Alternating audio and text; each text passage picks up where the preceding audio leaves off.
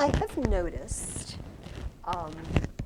some students who use the words although, and for somebody, and I swear, I don't know if it's one of you, I don't, what? Oh, thank you. Or whereas, which is a very dignified sounding, intelligent sounding word. However, neither of these makes a complete sentence. So if you just write an although clause, I'm pretty sure you probably all see that that's not a sentence. So you can't just come into a room and say, although it is raining outside, and then walk away. Because it will leave everybody wondering if you've got a mental issue or if there's more coming, if you're going to come back and finish the story. Whereas is a little bit trickier. But whereas also is like although. So, for example, if I said, Gulliver, the Lilliputians are tiny and mean, and then period. Whereas the Brobdingnagians are large but nicer. Those aren't two sentences. That second one isn't a sentence. So, same with although. However, there is two quick fixes. What's the most obvious way to fix a problem like that? If I said the Lilliputians were small and nasty, period. Take away the period. Whereas the Brobdingnagians were big and nice. And just make it one sentence. The other thing is, there is a word that means this, and you can use it with impunity, and it is however. However does start a complete sentence. However, the Brobdingnagians treated Gulliver with great respect, and it's a complete sentence. The other thing that I've been running into is, and I'm just going to completely out Luke. Sorry, is that okay? Okay, I'm sorry. But you're not the only one. You're not the only one. See, this is why so, because this is a good sentence. I'm just going to read it. Glumdalclitch, even though a little girl, saved Gulliver's life when he was at his lowest. This is very nice. And you were one of the few people who talked about her, by the way. And she just, she deserves some, some praise. But then you said, making her a good example for anyone who reads this book. Making her a good example for anyone who reads this book. But you see, that's not really got a verb. Like, who reads this book? That's a clause that is part of the sentence. But making her a good example. This makes her a good example, perhaps. So we can't use just an ing like that and make a sentence, but we could just attach it to the sentence before. Glumdalclitch, even though a little girl, saved Gulliver's life when he was at his lowest, making her a good example for anyone who reads this book, and that's an awesome sentence. So I noticed that several times, but you weren't the only one, which is why I went out of my way to mention it, because there are several people doing that. Otherwise, I really enjoyed your papers. Some people made connections that I didn't even think about. You guys, I learn stuff sometimes when I read your paper, like, wow, I didn't see the connection between those two things. Many, many, many students tried to look for something good. It's hard to find it in the Yahoos, granted. But a lot of you sort of culled, this is a good thing to emulate, this is something good they did, which gives me, makes me feel like you guys are sort of glass half full, looking for the good in people sorts of people, but those were really two good. Oh, are there 2 pages there, or is there just one? Okay.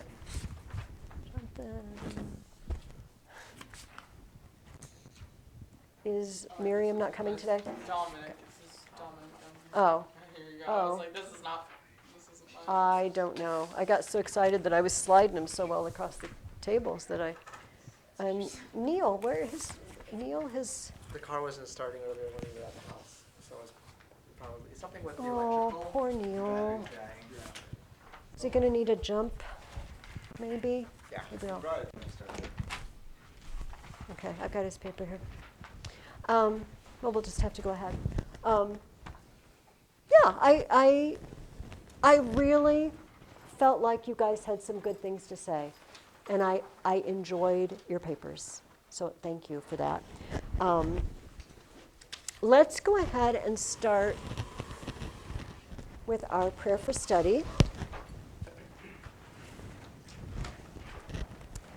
Christ, my Lord, the giver of light and wisdom, who opened the eyes of the blind man and transformed the fishermen into wise heralds and teachers of the gospel through the coming of the Holy Spirit, shine also in my mind the light of the grace of the Holy Spirit.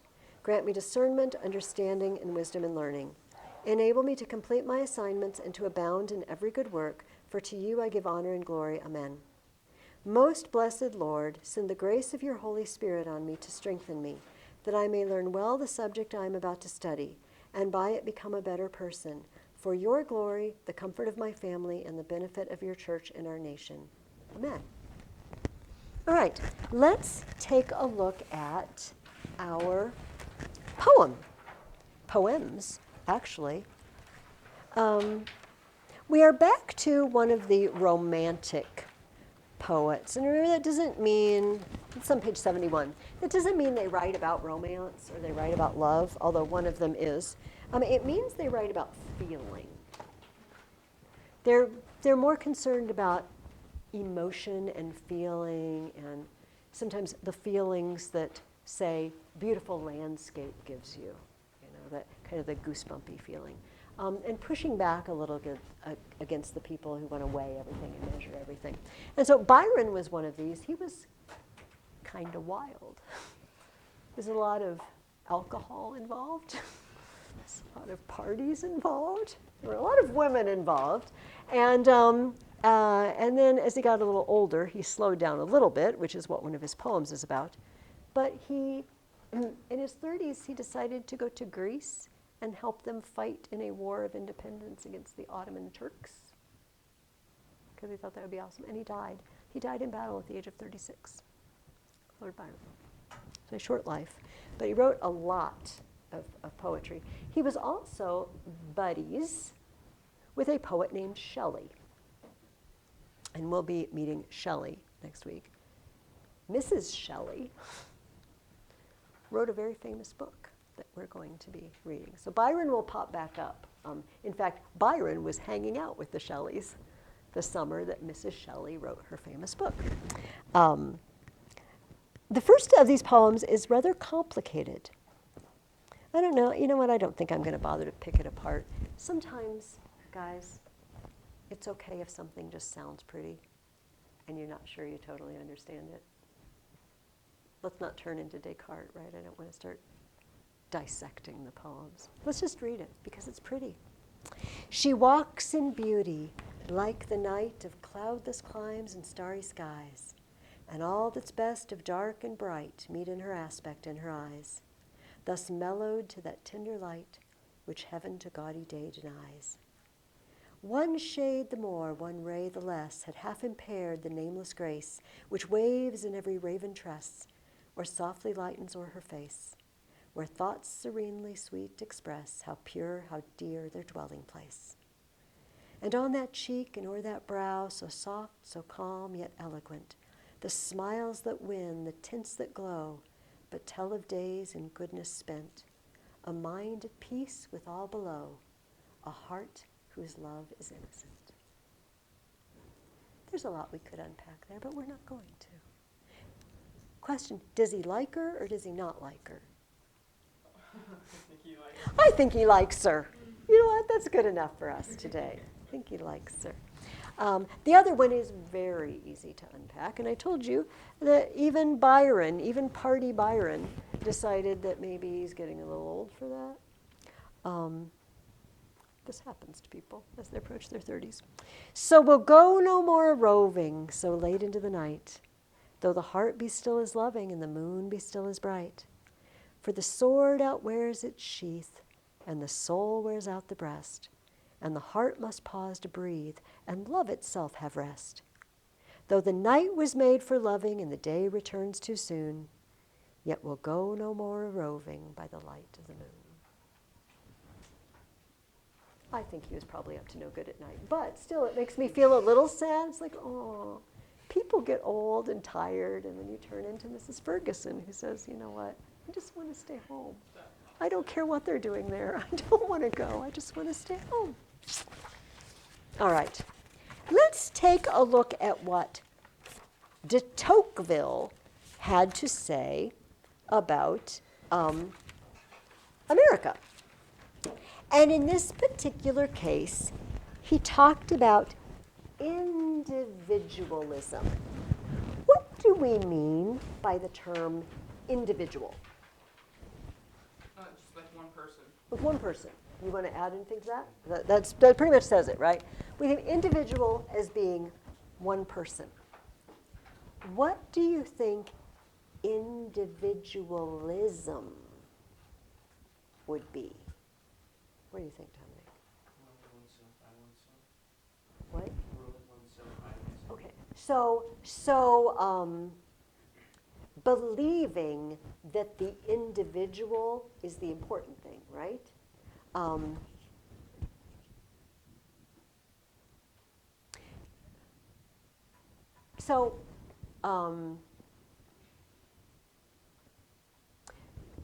There's X number of us in this room. Were you guys the one we were putting pineapple on pizza last week? Was that this class? Well, we'll go with that then. So you all maybe have a favorite pizza topping. God help you if it is pineapple, but you know what? We're very forgiving here. Anyway, and so individuals have individual tastes. This is fine. Individualism would be getting angry at Little Caesars because they don't have your favorite topping and I'm the one who really matters. Do you see what I mean? It's like the individual is so important that everyone must accommodate every individual quirk. Does that make sense? Like making a religion out of being an individual.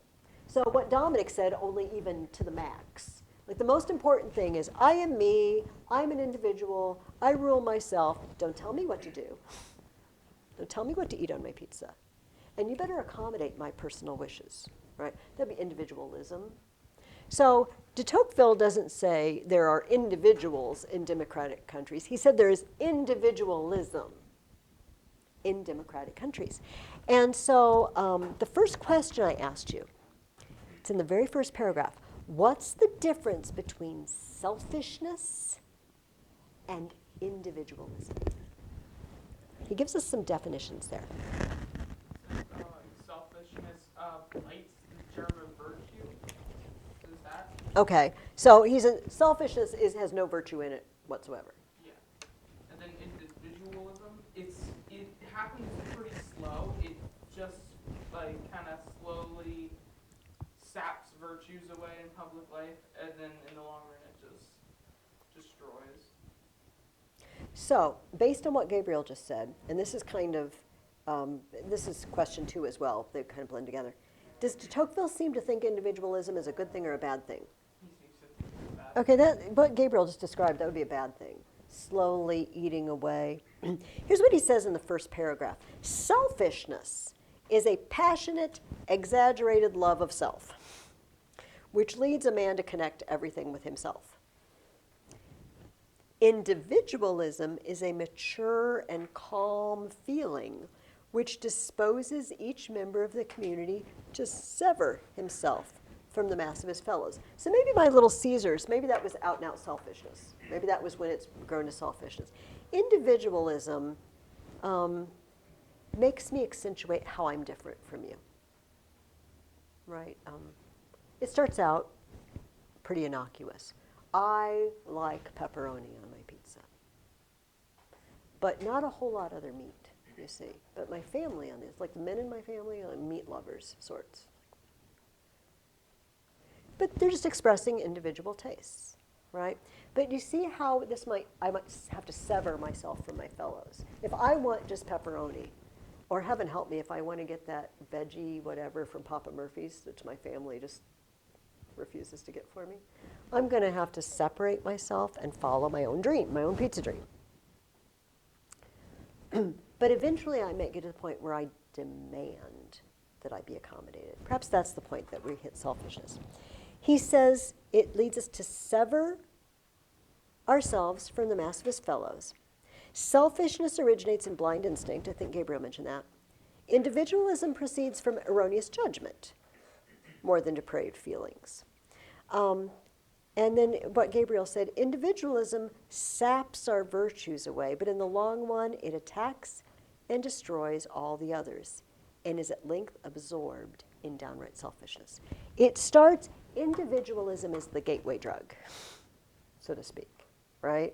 We dabble with individualism. Not only am I different from everyone else, I'm super proud of the ways in which I'm different from everyone else. But this is a slippery slope to everyone needs to revere the fact that I'm different and accommodate my differences, right? And de Tocqueville says, individualism, he says selfishness is a vice as old as the world. You find selfishness everywhere.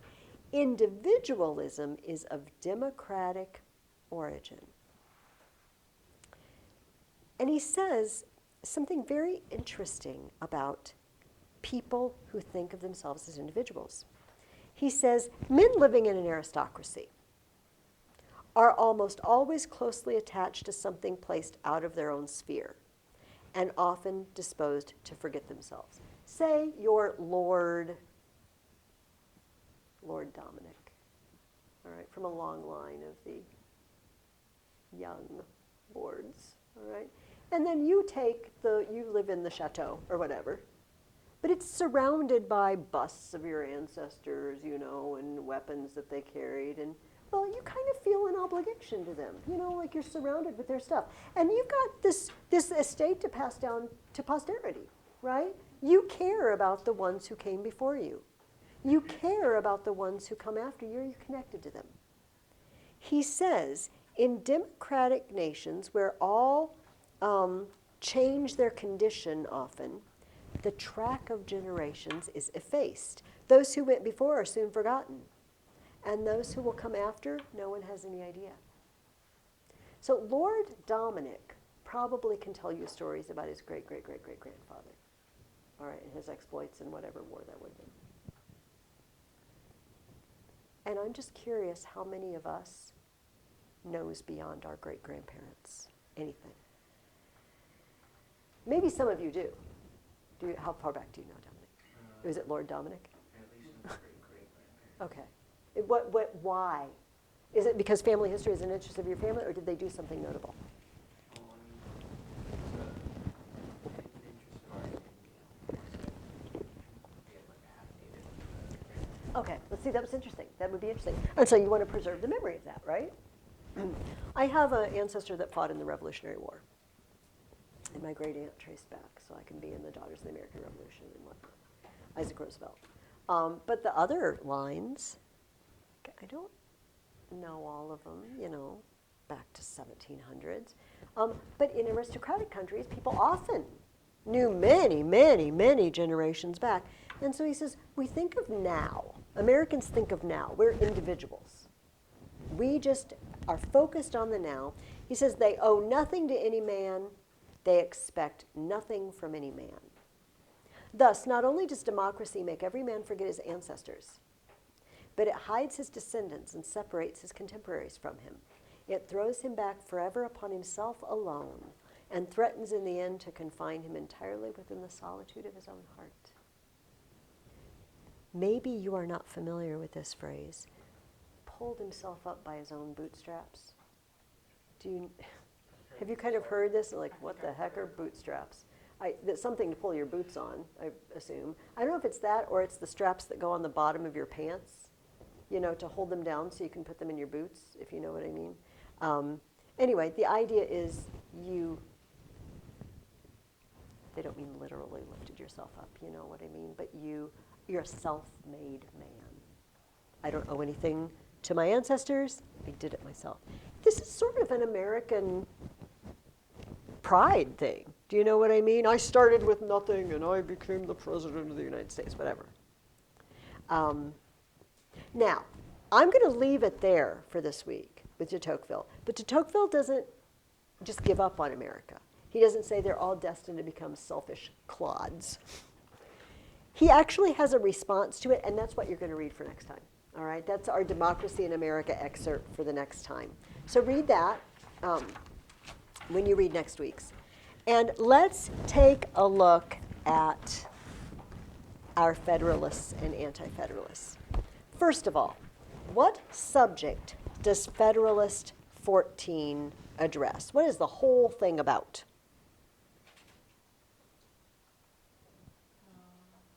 Problems of the nation. Yeah, but it's a specific problem. It's a very specific problem that Madison addresses in 14. Was it extended territory? We're too big. America's just too darn big to have this sort of government. Don't you know this is only going to work with a small number of people banded together and everybody goes and votes? It's not going to work. That's the whole theme of Federalist 14. The size of a country that can have a government of this sort. Now, Madison thinks people think this is an issue when it's not, because they've made a mistake. What mistake does he think people are making? What are they confusing? Being subject to limited monarchy? Not exactly. He does mention that, but that's not really what we're looking for.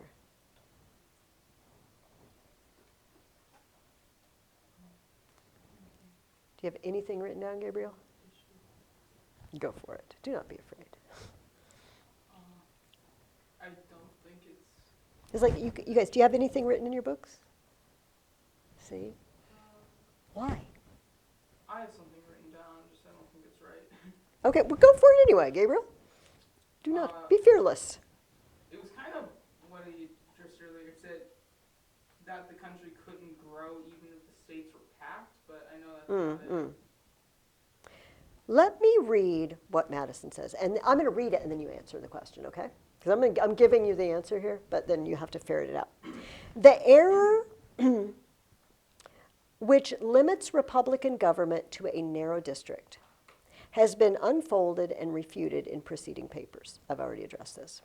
I remark here only that it seems to owe its rise and prevalence chiefly to the confounding of a republic with a democracy.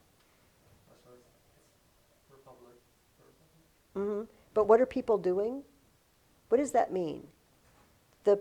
The problem arises from confounding a republic with a democracy. By like confusing the two. Yeah. People aren't smart enough to know the difference between the two types of government. All these people, we can't have that kind of government in a big country. They think it's a democracy. It's a republic. That's what Madison said. They're confused. He says, just like we talked about last week, in a democracy, the people meet and exercise government in person. In a republic, they assemble and administer it by their representatives and agents. Well, if every cluster of people selects representatives or agents, it's fine. You could have no end to the number of clusters of people who are sending representatives, right? I mean, you could have an end. So you wouldn't want like 1 million representatives all meeting in some place, then we'd have a problem. Now, he also says something. I'll just read it. To this accidental source of error, it's just an accident, people just don't know, may be added the artifice of some celebrated authors. What do you think artifice means here? It's an antithesis. Listen, he says, in addition to the accidental source of error, we also have the artifice of celebrated authors who write about this subject. It's not an accident, it's artifice. What do you think he's saying? It was intentional? Some people just don't know. It's accidental. Some people do know, and they say things that aren't quite accurate to make it sound worse than it is. Artifice. He says we have authors who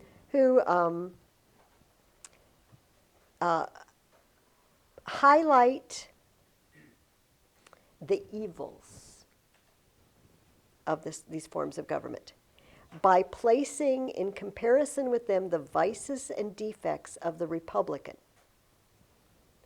We've got authors using artifice. On purpose, they're trying to torpedo us and saying, these are the bad points. These are the bad points of this government. But then he says, by citing as specimens the turbulent democracies of ancient Greece or modern Italy. They say, oh, those Republican governments, they never work. Look at Athens. Athens wasn't a republic. Athens was a pure democracy. Everybody gets to vote. And they'd voted for some terrible things. He says some people are trying to torpedo this whole Constitution out from under us with the artifice, trying to make it look bad. And they're getting away with it because the average person makes us feel a little better. You know, if you ask the average person today, if we go out, I feel like this should be a class project. We need microphones to make us look really, like, legit, you know, and go out in parks and, excuse me, sir, could you tell me the difference between a republic and a democracy? And we should see what we get. Apparently back then there were a lot of people who had confounded the two as well. And Madison said, no, no, no. They're giving you wrong examples. Okay. Madison gives us 4 main points, and lucky for us, Madison actually says, in the first place, in the second place, in the third place, in the fourth place, he just served it to you on a silver platter. What is in the first place? What's one of his points? Gabriel, give it to us. General government is not to be charged with the whole power of making law. Yeah. Hello, people. This new government isn't making every law. You have states. They're just doing things that apply to all of us together, right? Like paying off our debts. Like, hey, an enemy invades America and we all need to band together and get an army together and defend ourselves. He says, the general government is not to be charged with the whole power of making and administering laws. Its jurisdiction is limited to certain enumerated objects which concern all the members of the republic. So, try to be very apolitical around you guys, because it's not my job. However, I'm pretty sure I'm safe in assuming in this room of people that we all think abortion is an evil. I feel like I'm with some confidence I can say that. And so, the question of the whole abortion rights thing is, was this something the federal government was ever allowed to do? Right? That was the question. And the Supreme Court looked at it again and said, you know what? No. States are supposed to deal with that. It doesn't say anywhere, we just read it. It didn't say anywhere. It does say, well, in Declaration of Independence, life, liberty, and the pursuit of happiness, so life, right? But it doesn't say that the federal government can oversee, it's not a health concern, but you know what I mean, I don't know what else to call it. So people are upset, kind of, like, oh, they're doing, no, they're not doing away with anything. They're saying, hey, the federal government overstepped its bounds off to the states. This is exactly what Madison's saying. The federal government's only supposed to stay in its lane and do these few little things that apply to everyone equally. So that's his first response. We are not setting up a government to govern every single person in our huge United States. That's what states do. We're setting up a government to deal with things that apply to all of us when we need to work together. Okay, what is, in the second place, a second observation to be made? The federal constitution is to secure the union between the 13 colonies? Yeah, well, the only purpose of this is to bring new states in. We're securing the 13 original, and presumably we will get more. And we did get more. And there's been talk my entire life about making Puerto Rico a state, literally, my entire life. As long as I remember, like, I've heard about 55 years we've been talking about this now in my memory. But yeah, he said, we are not here to abolish the states. We're here to welcome more in. But you know what? There's got to be a welcome party, if you know what I mean. Who lets you in to the states if there's not a central governing agency that says you may come in and be a state? Or the other states could just have a party for you, a welcome party. But he said, this is the purpose of this Constitution, to grow. It is our, not only is it not bad to be big, it's our purpose to be bigger someday. Okay, third. What is third? Yeah, well, not to make new improvements, but what is a, well, I'll let Gabriel answer. Like what type of improvements? I think you guys found the right place, but I think Isn't it like travel and roads or something? it does have to do with travel and roads, but it's not, the government isn't so that travel will get better. Think about it. What's one of the real downsides to having representatives meet somewhere? And you got to picture a time when the roads are made of dirt and everybody rides horses or they have carriages. What's the problem? They have to like meet up somewhere. What? They have to all meet up somewhere. They all have to meet up somewhere. And how are those roads? Not good. Hey, it rained last night. How are those roads now? They're even worse. The roads aren't good. I need to look this up sometime because this is just, it springs up, I vaguely remember it. And I feel like it was during the time of the Constitutional Convention, maybe it was during the Revolutionary War, but same time period. And it was like somebody talking about taking a trip from, say, New York to Boston, something like that. Maybe it was like New York to Philadelphia, can't remember. It took them a couple of weeks, 10 days or 2 weeks, to go what we drive in a few hours today, because the roads were so bad. We're going to read A Tale of Two Cities as we get closer to Christmas. And yeah, there's a scene in A Tale of Two Cities where the people have to get out of the carriage and push it out of the mud, like the passengers have to get out and help push it up the hill and through the mud. How would you like it if you were taking a bus trip somewhere and they said, everybody get out of the bus and push? Get paid for a ticket. That's what roads were like. So, pretend you are an anti-federalist. I hate this new Constitution. It's going to be terrible. Because you know what? You want all these so-called representatives to go meet in this place.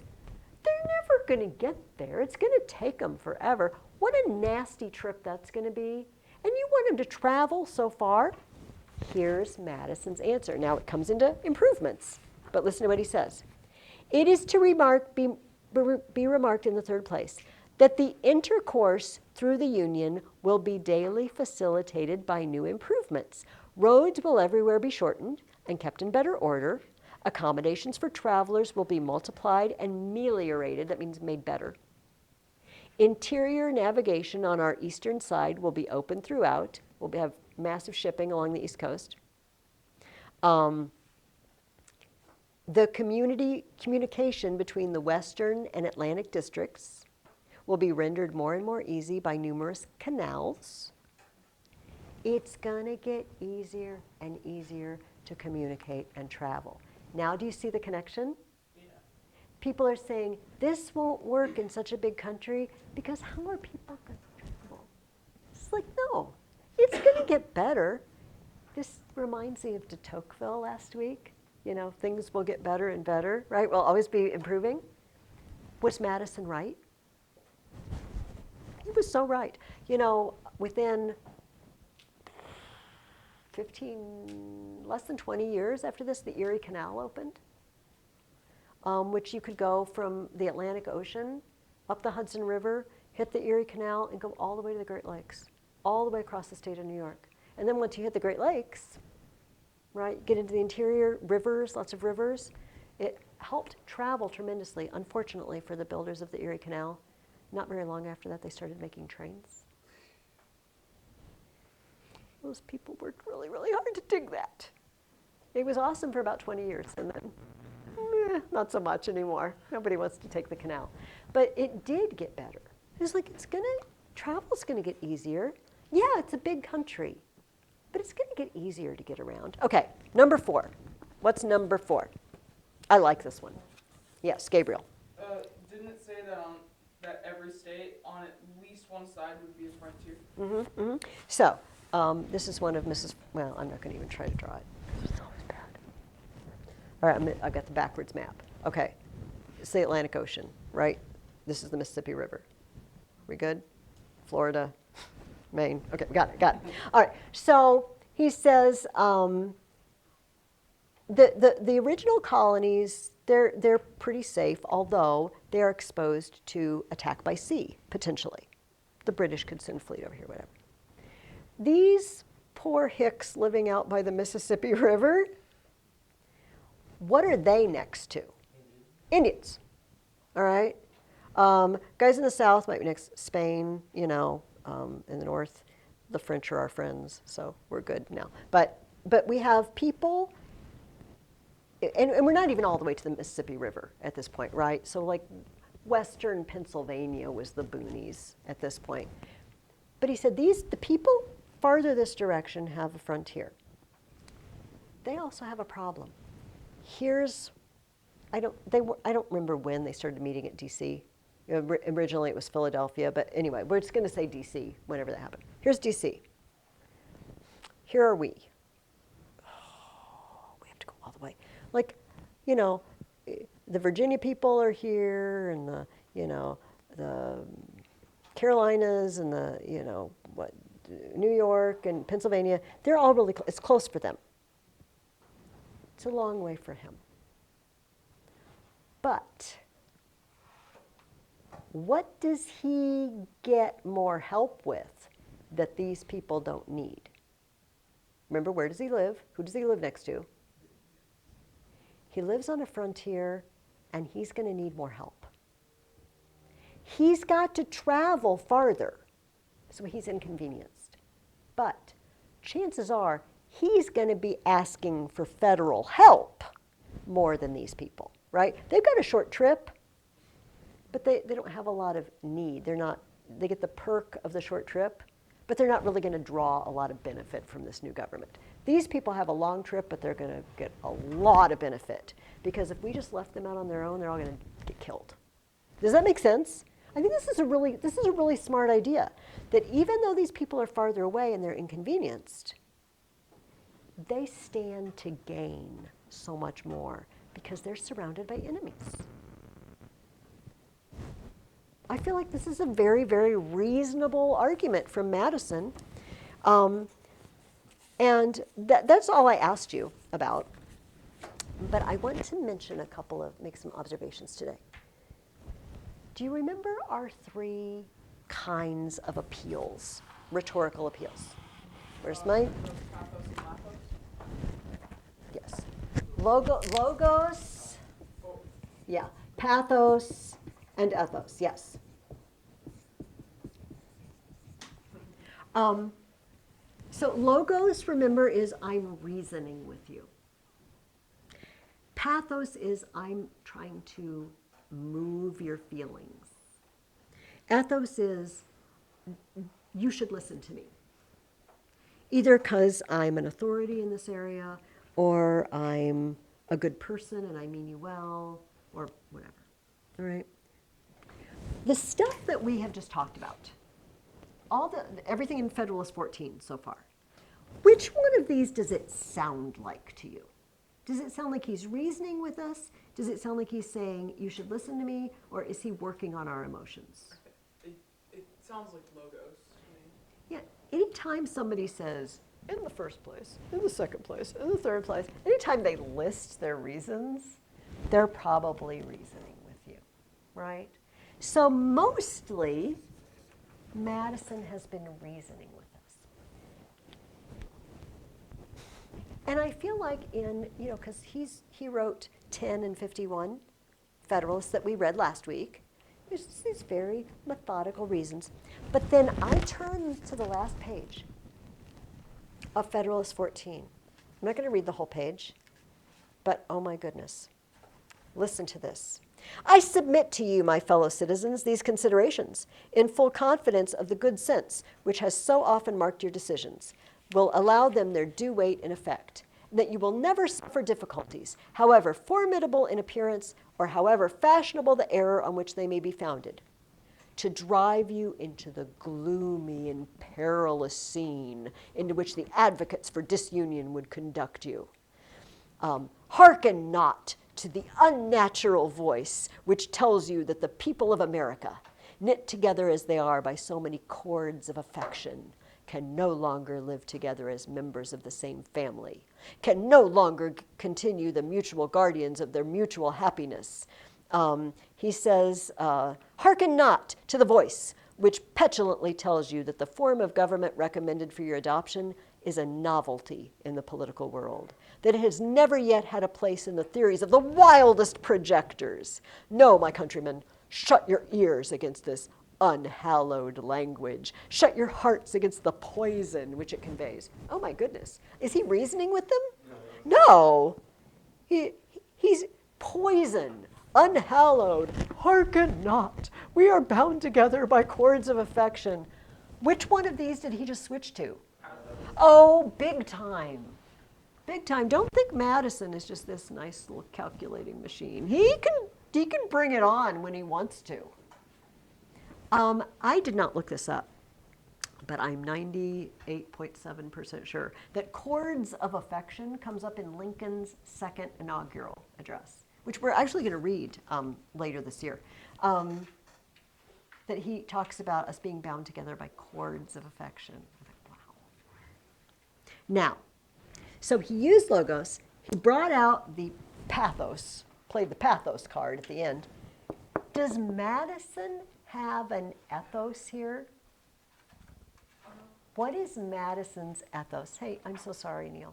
Did you get it to start? No, our grandma's coming. I'm so sorry. Okay. If you need me to stay too afterward, I'll make sure you get taken care of. What is Madison's ethos? Why should we listen to Madison?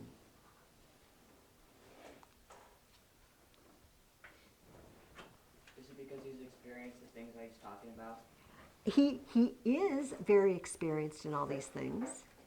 You might not know this particular tidbit. Madison has a particular ethos when he talks about the Constitution. He wrote it. He is the main author of the Constitution. So if you want to know what a document means or what its intent is, I feel like the guy who wrote it is a really good place to start. And he's got the trifecta. He's got the triple, like he reasons with us, and then he brings out the unhallowed poison, whatever. But then he's the author. So we should so listen to him. It's perfect. It's perfect. All right. He did not write the second one that we read.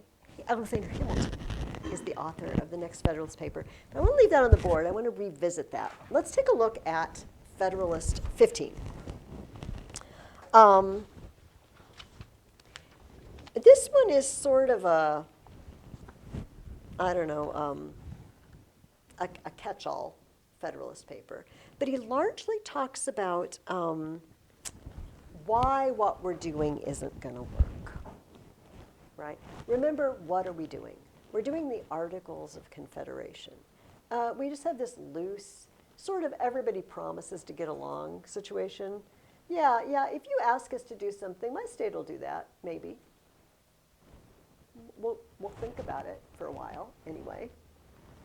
And we're just not getting anything done. So my first question, I asked you list at least five problems Hamilton sees with the current Confederation of States. I stopped when I had listed 10 because I got tired of writing, but I didn't put all of them. Tell me something wrong with the country. Gabriel. Each state uses different money. Yes.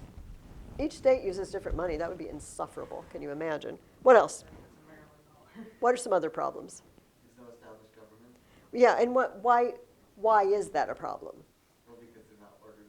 Yeah, They can't get anything done. they can't get anything done. What's another problem that Hamilton lists? Yeah, we owe debts we can't pay. They didn't even have enough money for when a visitor came Yeah, no. to take it up. Right, right. He says, here, I'm just going to go to him.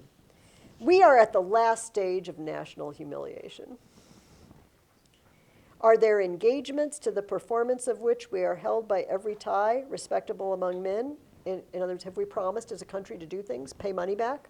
Yeah, we can't do it. Do we owe debts to foreigners? We can't do it. Are we in a condition to repel aggression?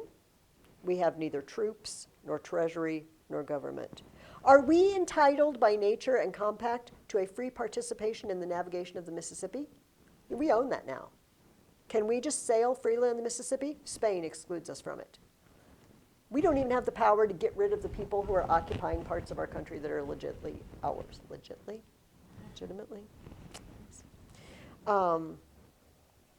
Is respectability in the eyes of foreign powers a safeguard against foreign encroachments?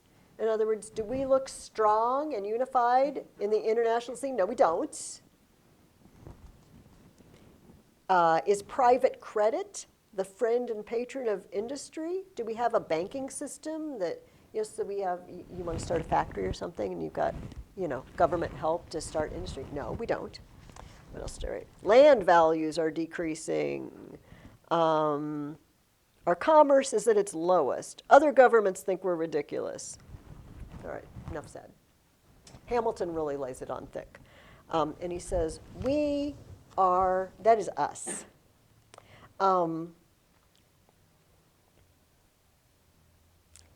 He says the naysayers on the Constitution, while they admit that the government of the United States is destitute of energy, they contend against conferring upon it those powers which are requisite to supply that energy. The naysayers say, oh yeah, I know our government can't get anything done, but oh, don't make it stronger. Don't make it stronger. We're afraid of you making it stronger. They seem still to aim at things repugnant and irreconcilable. We've got a great antithesis here. At an augmentation of federal authority without a diminution of state authority. At sovereignty in the union and complete independence in the members. They want a strong government to fix our problems, but they say, oh, but don't take away of our rights. Don't touch my state. Don't make me pay taxes. But we would like you to fix things, but don't make me do it. Hamilton's, what the heck? Well, you can't have it both ways. You can't, as they say, have your cake and eat it too. You can't have a government to deal with the problems, but say, but don't touch anything that currently happens in my state. Don't make my state raise taxes, but please go pay the debts. So you can't have it both ways. If something gets stronger, something else is going to have to get weaker. That makes sense? I mean, it's common sense, right? What does Hamilton say are the only proper objects of government? He uses those terms. He said, this, fill in the blank, the only proper objects of government. Neil. Is it, we must extend the authority of the union to the persons of citizens, the only proper objects of government? Persons. What was the Confederation governing? What was it in charge of telling what to do? Individual people or something else? Like this Confederation that I've been describing. They say, hey, we need to raise some money. Who's it talking to? Is it talking to citizens or is it talking to another entity? Talking to the states. Right? So this Confederation government says, hey, raise money. It doesn't talk, hey, you citizens of Illinois, raise money. There was no Illinois, but it says, hey, Illinois, raise money. And then Illinois is in charge of raising money, right? That's how it worked. Hey, Virginia, send some soldiers. It doesn't say, hey, citizens of Virginia, you need to do this, right? Hamilton says, people, this will never work. And he has, this is the next question I asked you. This is his reason. If you pass a law, first of all, this is lead up to this question. If you pass a law What is the next step you will have to do? Can you imagine? I've passed a law that everyone must stop at crosswalks if there are pedestrians in the crosswalk. This is a good law. What now do I need to do? What will I need to do? You need to enforce it. I need to enforce it. I can just sit here in my little, council chamber and make laws all day long. If I don't send anybody out to sit in front of the crosswalks and stop you, pull you over if you don't stop and say, hey, buddy, it's a fine, whatever. I have to enforce it. This is easy. So Hamilton says, there are two ways to enforce laws. There are really only two ways to enforce laws. What are they? The agency of the courts and military courts. Courts or soldiers. I can take you to court. I can have you arrested and take you for a judge and say you've got to go to prison or pay a fine or whatever. Or I can send soldiers to point guns at you and say, do it. I don't know how else to make you do it. I can punish you or threaten you. And he says, which one of those can you do to individuals? Do individuals, if you want to force an individual citizen, do you arrest him and take him to court, or do you point guns at him? You take him to court. If you want to make an entire state obey, a group of people, do you take all the citizens to court? No. No, you just send soldiers and point guns at them and say, do it. Do it. Right? Does that make sense? So Hamilton says, look, if we only have two ways, and one way applies to individual citizens, and one way applies to groups, which one do you prefer? Probably the first. We really like to just arrest them and take them before a judge. Don't send guns. But he said the Confederation rules over groups of people. How do you expect us to make you obey? Do you want us to send soldiers and point them at Virginia and say, we're going to start firing unless you start raising the money? Don't want that, right? So he says this is why government rules people. Government doesn't rule other governments or other groups of people. Does that make sense? Well, you might disagree with him. People, states do get taken to court, but the government of states, not the entire citizenship of a state. But, you can sue the state of Illinois or whatever, which presumably means everybody in the government of the state of Illinois, so to speak. But in general, this is how it works. So he says, in the current situation, quote, every breach of the laws must involve a state of war. Under the Confederation, if Massachusetts says, forget it, take a hike. Oh, okay, what are we going to do to punish you? Basically, we're in a state of war now. We're at war with Massachusetts. We'll send soldiers in. He says, we really don't want that.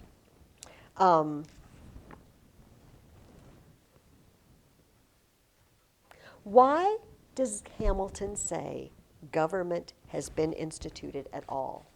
What is the purpose? And he uses that phrase. He says, why has government been instituted at all? Because The passions of men will not confirm the dictates or reason and justice without constraint. yes, because it's and you guys have a summa for me, don't you? Oh yeah, get out that we taught. Oh, thank goodness. You were all just going to sit there. Shame on all of you. I'm sending mine on. Okay, that's fine. Yeah, he said, look, governments exist because we're not Winhams. It's not a direct quote, but it's the idea. We are not operating solely on reason. Thank you. Oh, it's your moment to shine. Slide it all the way over. It's hard. It's hard to do. We are not creatures of pure reason. We have ulterior motives. So we have government. This is basically probably very much what you told me in your summa.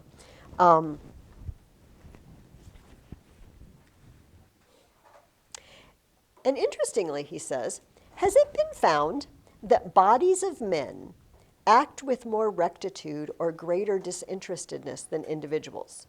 Do groups act better than individuals, he asks. Well, let me ask you. When you get a group of people together, do they tend to act better and nicer than they would if they were alone, or do they tend to act worse than they would if they were alone? What? And safety to do what? Whatever the heck I want. So, you know, we see this. In fact, Hamilton says this is common knowledge. The contrary of this has been inferred by all accurate observers of the conduct of mankind. Everybody knows that crowds of people do terrible things, right? So one person going out by themselves is probably not going to start throwing bricks through windows and setting cars on fire, you know? But a group of people will. So I don't like your response to that. And I was like, I don't know. It happens sometimes. No, please don't do that. Yeah, rioting feeds off the fact that, like Dominic said, there's safety in numbers. What are they going to do? They can't catch us all. They're not going to know I was the one who did it. And of course, now there are cameras everywhere. People carry cameras around with them. There are surveillance cameras, and they can often figure out, just before you chuck a brick through that window, just remember, there could be a camera somewhere. Don't ever do that. But people do that when they're together. And he said, if we believe individuals aren't really governed by the dictates of reason, holy cow, groups sure aren't. They're even worse.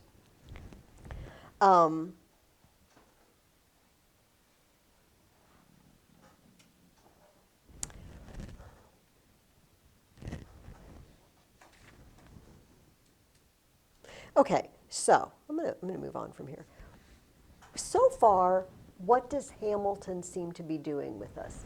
Is he reasoning with us? Is he making us emotional? Or is he saying, you should listen to me? What? He's been very reasonable. Look, give a list again, right? You see, there are only two ways to punish people, courts and military force, and let's examine each one of these, and he's been very methodical. Guys, listen to his ending. Each state yielding to the persuasive voice of immediate interest and convenience has successively withdrawn its support till the frail and tottering edifice seems ready to fall upon our heads and to crush us beneath its ruins. What? Is he reasoning with us? No, You see, I'm going to use a simile here and tell you that our current government is like a building that's falling down. No, he's stirring fear into people, pure and simple. This government is a broken down building and it's going to fall on your head and crush you. We got to rip this baby down and build a new one. It's very, very pathos oriented. Okay, let's take a look at Patrick Henry. Oh my goodness, buckle up. Patrick Henry is quite the talker. Just to remind you, this is the same Patrick Henry, give me liberty or give me death, Patrick Henry, who was just on fire for the Declaration of Independence and the Revolution. Obviously he's in the Anti-Federalist book, so he doesn't want this new Constitution. He thinks it's terrible. All right. And he's answering Hamilton. In Federalist 15 that we just looked at, Hamilton stressed the fact that governments can only legislate and enforce when dealing with individuals. Who are the proper subjects of government? Individual people. How does Patrick Henry feel about this? Makes him feel like a monarchy.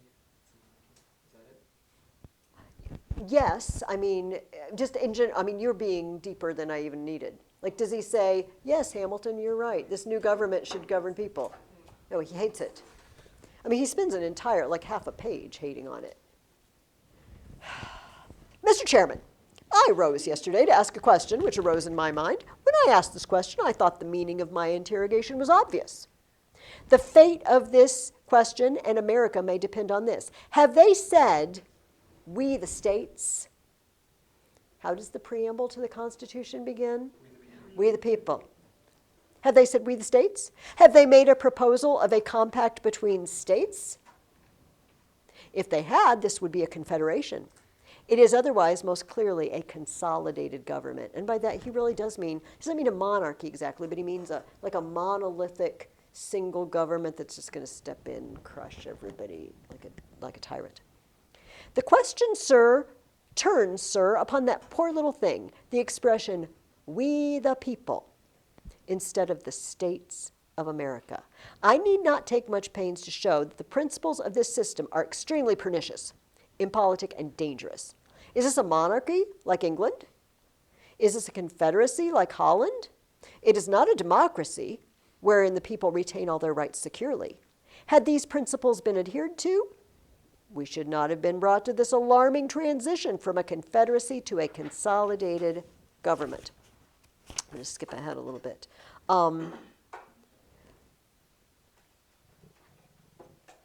The rights of conscience, trial by jury, liberty of the press, all your immunities and franchises, all pretensions to human rights and privileges are rendered insecure, if not lost, by this change so loudly talked of by some and inconsiderately by others. Is this the same relinquishment of rights worthy of freemen? Is it worthy of that manly fortitude that ought to characterize Republicans? It is said 8 states have adopted this plan. I declare that if 12 states and a half had adopted it, I would, with manly firmness, in spite of an erring world, reject it. You are not to inquire how your trade may be increased, nor how you are to become a great and powerful people, but how your liberties can be secured. For liberty ought to be the direct end of your government, which is our next question, right? Why do you think Patrick Henry said that? You're not supposed to ask how to increase our trade.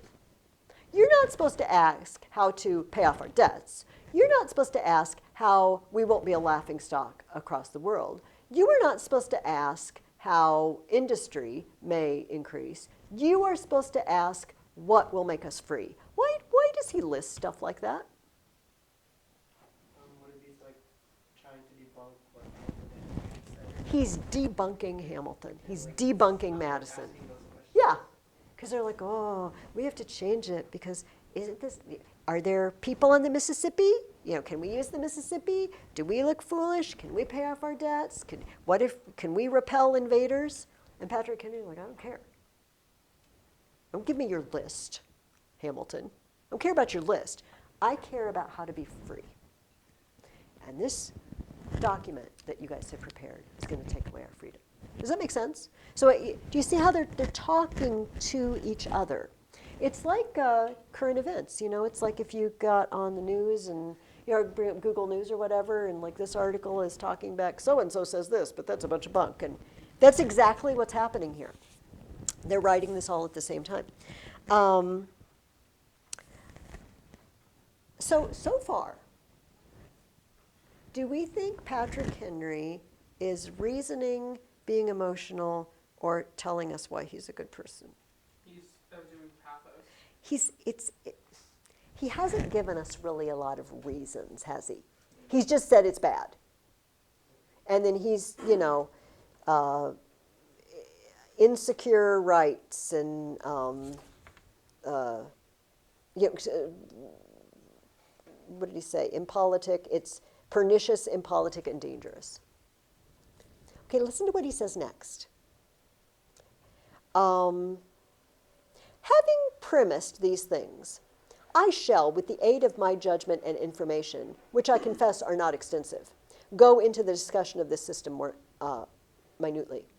Is it necessary for your liberty that you should abandon those great rights by the adoption of this system? Is the relinquishment of the trial by jury and liberty of the press necessary for your liberty? Will the abandonment of your most sacred rights tend to the security of your liberty? Liberty is the greatest of all earthly blessings. Give us that precious jewel, and you may take everything else. But I am fearful I have lived long enough to become an old-fashioned fellow. Perhaps an invincible attachment to the dearest rights of man may in these refined, enlightened days be considered so. If so, I'm contented to be so. I say the time has been when every pore of my heart beat for American liberty, and which I believe had a counterpart in the breast of every true American. But suspicions have gone forth, suspicions of my integrity, publicly reported that my professions are not real. 23 years ago, was I supposed a traitor to my country? I was then said to be a bane of sedition because I supported the rights of my country. I may be thought suspicious when I say our privileges and rights are in danger. You know what? Maybe I've just lived too long. You know what? Maybe I'm old-fashioned. That I actually think liberty is important. I actually think our freedom is important. No, sorry to be so old-fashioned. Was I old-fashioned 15 years ago when we signed the Declaration of Independence? Y'all liked what I had to say then. I was all about liberty, give me liberty or give me death. Hello, I'm saying the same thing. And now it's like, he doesn't understand. Which one is he using? Ah, yeah. I'm the liberty or death guy. Does it really say? Sorry, he said a lot more than that. I'm not doing him justice at all, but he is the liberty or death guy. Like, wait, what? When we decided to put our heads on the chopping block and break from Great Britain, you're cool with what I have to say. Now I'm warning you of the same exact thing, and you're just like, he's an old fogey, don't listen to him. It's ethos. He's using ethos. Okay. I asked you to just throw out some ways he appeals to emotion. Give several examples. Did anybody find like an emotionally charged word? Sometimes it's just dropping words, you know, choosing to call it one thing and not another thing. Did anybody find anything? What do you got?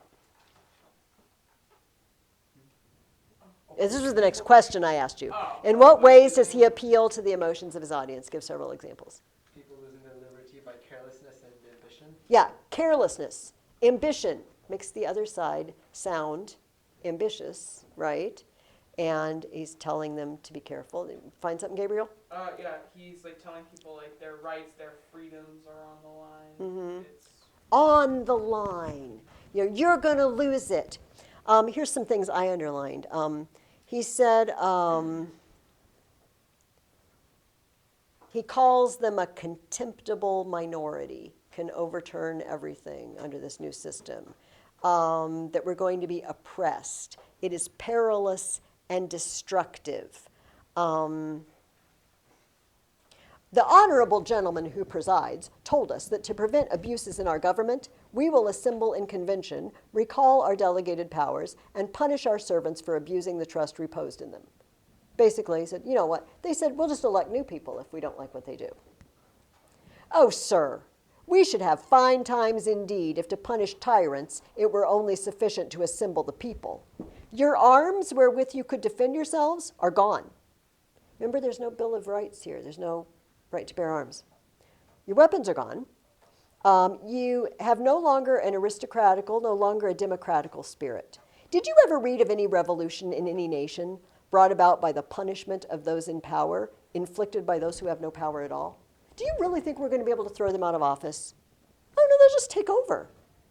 Our situation will be deplorable. He talks of bloody struggles. Oh my goodness, the American spirit has fled from hence. You've lost your spirit. Okay, now, is this the last question I asked you? Is there another question on the back page? Okay, that's it. All right, buckle up. I love this so much. Hopefully, this will all, if you didn't notice when you were reading, you will notice it now. Tell me what it makes you think of. If you make the citizens of this country agree to become the subjects of one great consolidated empire of America, your government will not have sufficient energy to keep them together. Such a government is incompatible with the genius of republicanism. There will be no checks, no real balances in this government. What can avail your specious, that means imaginary, specious, imaginary balances, your rope dancing, chain rattling, ridiculous, ideal checks and contrivances? What did he say? Like rope dancing. Rope stuff dancing! Like Gulliver's Travels. He referenced Gulliver's Travels. Bunch of rope dancers. I love it. I love it. The whole, those of you, Neil, you've been with me 4 years now. Like when we do, these people talk to each other. All these books talk to each other. They know what came before. Like Patrick Henry just played the Gulliver's Travels card. Yeah, your checks and balances, a bunch of rope dancers. That's what you are, a bunch of Lilliputian rope dancers. I love it. I love it. And of course, what happens when a person uses a quote from something? For example, I'm thinking of Lincoln again. You know, must be the second inaugural. No, it's got to be the first. It's the first. That's the long one. He says, offenses must come, but woe to that man through whom they come. And he quotes the Bible. Of course, if you say that, and of course, think of the context, you know, Jesus talking about, Judas, woe to that man. And Lincoln says this in a political speech. Where does everybody on the audience, where does their mind immediately go? It goes to the Bible. It goes not only to the Bible, but to the whole story. Like the other side, the traitor side is like Judas. You fill in, do you see what I mean? Your brain fills in the things. So when Patrick Henry called your rope dancing checks and balances, like everybody knows that book. So you instantly fill in all the corruption associated with Lilliput, right? Does that make sense? Yeah. Because they know it. It's like, today, in certain circles, if you throw out not all who wander are lost, right? And you just throw that out, and then there are certain groups of people, it's like, oh, they fill in the entire plot of the Lord of the Rings around not all who wander are lost. And it gives the words more meaning than they would even have, because the listener fills in the rest. So I can just see the people in the Virginia House filling in every stupid thing the Lilliputians do. And that horrible government that's going to blind Gulliver and everything, it's like, ooh, that's the government they're setting up. It's going to be like the Lilliputian emperor, just by flinging out rope dancing. It's great. It's great. Okay, I want to talk to you about what we're going to write next. We are not writing it this week, which actually means you're going to have 3 weeks. Because next week we meet, but the week after that is Thanksgiving. It's not Thanksgiving on Tuesday, but because people travel, sometimes we just don't meet that week at all, right? So we'll meet next week, and we will maybe talk a little bit more about the paper, and then it will be due after Thanksgiving, which I know is, but presumably you're not going to eat turkey for 14 days. Well, it depends on the size of the turkey. Maybe after the first few days, you're kind of tired of eating the turkey, however, so maybe going and writing a paper for Mrs. Ferguson sounds better than more turkey at that point. What I would like you, or maybe like endless turkey sounds good. We're going to do another paper almost exactly like the one you just did for me with the 6 paragraphs, okay? So, actually I'm going to leave this here. It's going to have 6 paragraphs. Let's write them up here. 1, 2, 3, 4, 5, 6. All right. So we already know introduction and conclusion. And at this point, I don't know that I need to reiterate what goes in those. I think we've got that. Remember, at the back of your reading guide, I've got a little chart. What we're looking at is rhetorical appeals. So the title of this paper, if we want to give it a title, it could be Rhetorical Appeals. This is going to make you sound so smart. Rhetorical appeals in the Federalist and anti-Federalist papers. Doesn't that sound smart? Like if somebody visits for Thanksgiving, it's like, well, what are you working on for school? I'm writing an analysis of the rhetorical appeals of the Federalist Papers. And then it's just, everybody's going to be so impressed with you. Basically, what I want you to do is look at appeals to logos, look at appeals to pathos, and look at appeals to ethos. And then which predominates? Which do you think, which predominates, or which is most effective?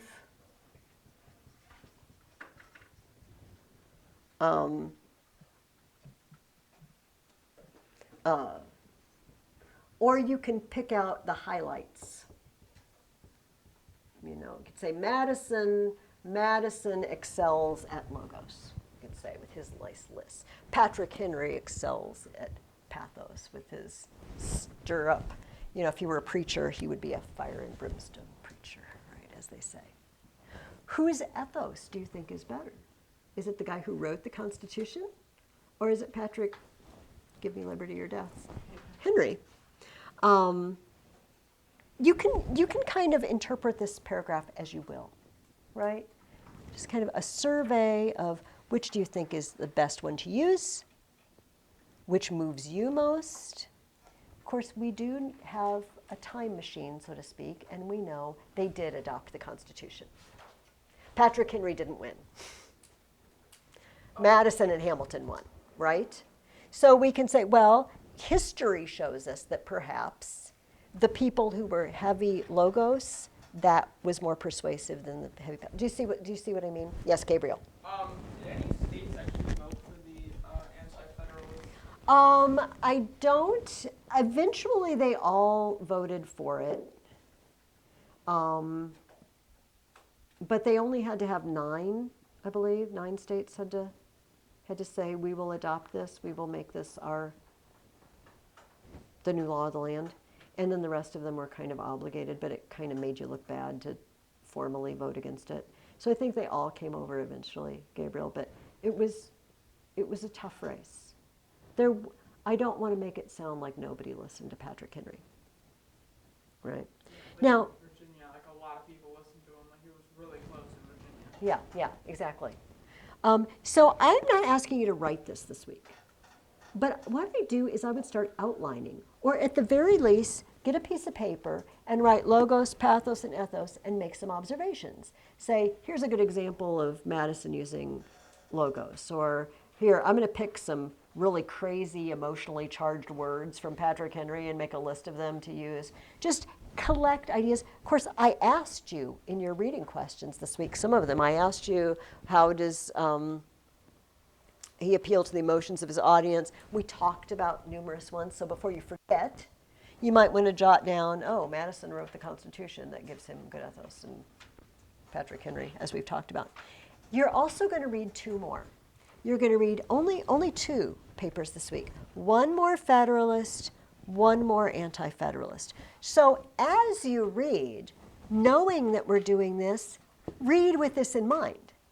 Say, oh, this Federalist paper, once again, those Federalists and their lists of things, or maybe this one will be different and you'll see lots of pathos. Maybe the author will mention himself, perhaps. Maybe you want to look at who the author is. Same with the Anti-Federalist paper. Do you know, some of these Anti-Federalists, we don't even know who wrote it. There are some, because you know they all called themselves Brutus or Sentinel or, you know, some Roman code name. And some of them, all we have are guesses. So as far as who was the actual person, we might not be able to trace it back. But see if they reveal, I am an authority on this issue, you should listen to me, okay? And we'll talk about it more. So after we meet next week, you'll have even more ammo for your paper, right? So that's why I'm not asking you to write it this week, but starting to collect examples from, you know, thinking about what we've talked about today, think about what you read last time, and think about it going forward as you keep reading. All right, does that make sense? All right, we've got like 9 minutes left, but I don't think I have You anything put, else. Like the antithesis and those things? Yes, we're going to do the antithesis and the parallelism 1 and 2. Let me see if I'm planning to have you add. I wasn't going to add a new thing for this paper. Yeah. Any other questions? But is it clear that I'm not asking for this next week? Yeah. No, I don't run home and start. But if you don't do anything, that will also be a bummer for you. Then you'll just be pushing it back, and then you'll be working on it over your turkey leftovers and your pumpkin pie. Don't do that. All right, well, I'm gonna just, your parents might not be here yet if you're waiting for a ride, because it's only 1:52, but I don't have anything else. So, you've listened long enough and you may go. And I'll see you one more week next week.